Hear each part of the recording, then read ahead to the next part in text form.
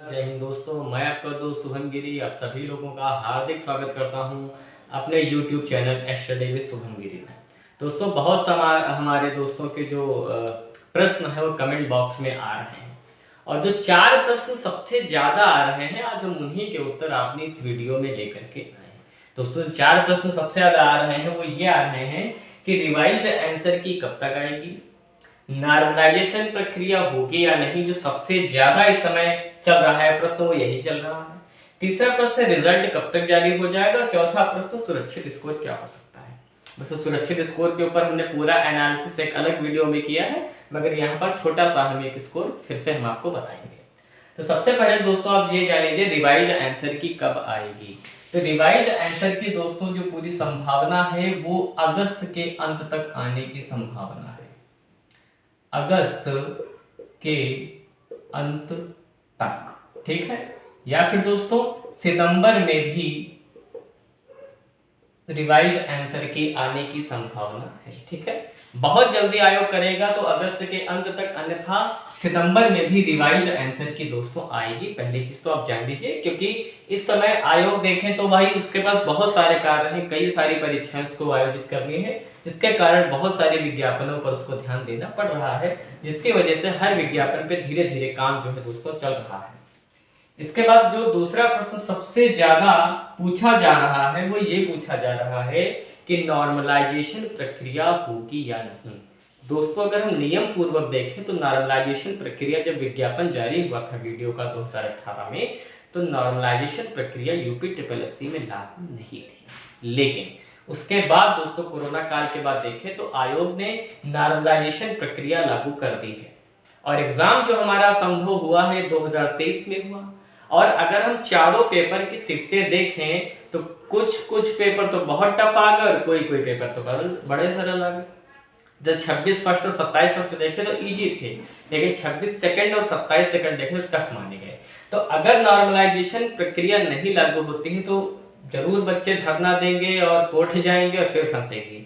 इसलिए आयोग इतना बड़ा दोस्तों रिस्क नहीं लेगा और आप ये मान करके चलिए दोस्तों 99% जो है नॉर्मलाइजेशन होगा, क्योंकि पेपर के जो स्तर है उसमें काफी अंतर देखने को मिला है और इसका जो फायदा है वो फर्स्ट शिफ्ट वाले उठा सकते हैं, वो ना उठाएं, सबको बराबर मान्यता दी जाए। इसके लिए आयोग नॉर्मलाइजेशन इसमें जरूर लागू करेगा और जो सूचना दोस्तों निकल करके सामने आ रही है वो यही आ रही है। 1% दोस्तों नहीं हम कह सकते किसी बात को लेकर के, क्योंकि जब तक कोई प्रक्रिया हो नहीं जाती है, और मेरा मानना है दोस्तों 100% कुछ भी नहीं होता है।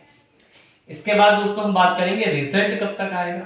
तो दोस्तों एक बार समझ लीजिए आप कि रिवाइज आंसर की ही अगस्त से सितंबर तक दोस्तों जारी होगी और रिवाइज आंसर की के आने के कम से कम दोस्तों 2 महीने का समय ले लेता है रिजल्ट आने में। तो रिजल्ट दोस्तों मान करके चलिए आपका नवंबर से लेकर के दिसंबर तक दोस्तों रिजल्ट आएगा। नवंबर के पहले दोस्तों आप मान करके चले नहीं आने वाला है, इसलिए रिजल्ट के सहारे आप बिल्कुल ना बैठें। जो भी आने वाले आपके परीक्षाएं हैं आप उसकी तैयारी करते रहें बिना इस पर ध्यान दिए। जब रिजल्ट आएगा या रिवाइज आंसर की आएगी तब हम उसको मैच कर लेंगे और उसको हम देख लेंगे। ठीक है, तो नवंबर तक मान करके चलिए दोस्तों, नवंबर दिसंबर यानी वर्ष के अंत में ही आपको वीडियो का रिजल्ट देखने को मिल सकता है। ठीक है, इसके बाद दोस्तों हम बात कर लेते हैं 3 टॉपिक्स पर हमने बात कर ली। जो चौथा टॉपिक है जो सबसे ज्यादा कि लोग असमंजस में है कि कितना स्कोर हो सकता है, तो अगर मैं एक नॉर्मल सी बात बता दूं, ऐसे इसका पूरा एनालिसिस मैंने अलग से किया है, आप प्लेलिस्ट में जाकर के देख सकते हैं दोस्तों। जनरल ओबीसी की अगर हम बात करें दोस्तों, क्योंकि ईडब्ल्यूएस उस समय नहीं था आरक्षण में, तो अगर आप 105 प्लस हैं दोस्तों, 105 प्लस, तब तो आप उम्मीद करिए दोस्तों कि आपका सिलेक्शन होगा। अगर आप इसके नीचे हैं तो कम उम्मीद है, अगर आप 100 प्लस है तो उम्मीद कम है, 105 प्लस है तो मान करके चलिए दोस्तों डीबी के लिए आपको कॉल 100% आने वाली है। इसके बाद दोस्तों अगर हम एससी और फीमेल कैंडिडेट्स की बात कर लें तो ये मान करके चलिए दोस्तों 95 से लेकर के 100 क्वेश्चंस अगर आपके कट पिट के माइनस निकाल करके बन रहे हैं तो हमारे एससी और फीमेल बहनें भी तैयार रहे डीबी के लिए, आपका भी जो नाम है आ सकता है। मगर 100% आप सुरक्षित तो मैं नहीं कहूँगा, क्योंकि अंतिम रूप से 100% में फिर कह रहा हूँ कोई चीज़ नहीं होती है।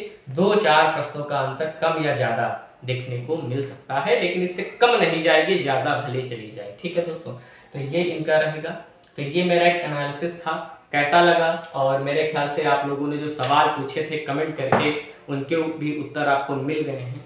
वीडियो अच्छी लगी हो तो प्लीज़ हमारे चैनल को सब्सक्राइब करें और अपना सपोर्ट हमें ज़रूर प्रदान करें, और वीडियो को शेयर करना बिल्कुल भी ना भूलें। फिर मिलेंगे दोस्तों एक नई वीडियो में एक नई जानकारी के साथ। तब तक मेरे साथ बोले दोस्तों, जय हिंद।